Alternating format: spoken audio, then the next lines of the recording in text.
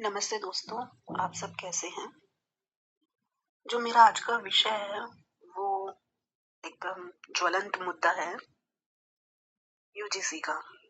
आप सभी को तो पता ही है यूजीसी के बारे में। तो ये एक ऐसा जो नया अब कॉलेजों में कह लीजिए कानून लाया जा रहा है, जो कि हम ऐसी शिक्षा प्रणाली को प्रेजेंट कर रहा है जो कि विद्यार्थियों को दो वर्गों में बांट देते हैं।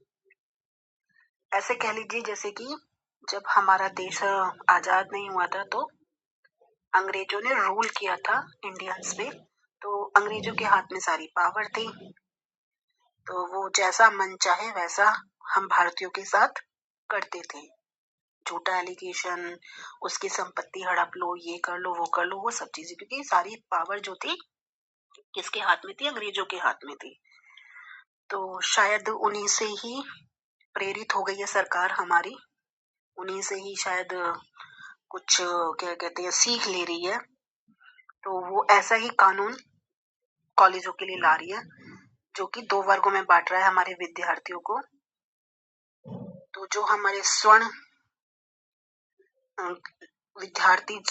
उसके विद्यार्थी आते हैं उनके हाथ में कुछ भी नहीं है, और जो SC ST और OBC के जो विद्यार्थी हैं उनके हाथ में सारी पावर दे दी गई है।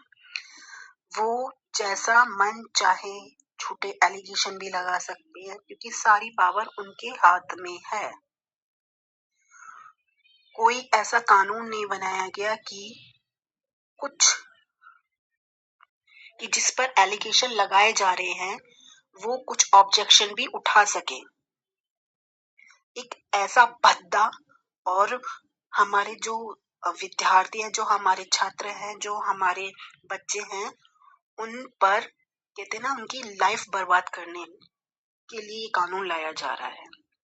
इसी पर ही हमारे ये जो बरेली के अभी जो सिटी मजिस्ट्रेट थे अलंकार अग्निहोत्री, उन्होंने इसी मुद्दे को थोड़ा गंभीरता से लिया और समझा और अपने पद से इस्तीफा दे दिया, या इस्तीफा उनका करा लिया, क्योंकि उन्होंने सरकार के प्रति इस कानून के लिए विरोध किया।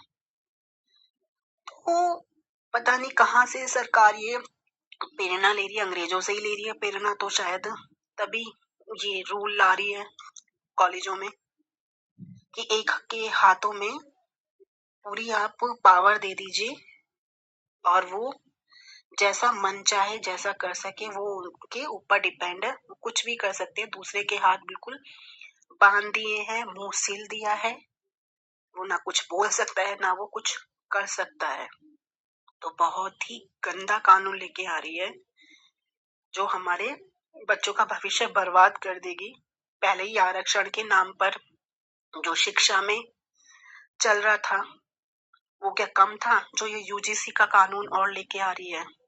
सोचिए और थोड़ा इस पे प्रतिक्रिया भी करिए और कोशिश करिए कि इसके लिए हम विरोध करें ताकि ये कानून पास ना हो सके। धन्यवाद।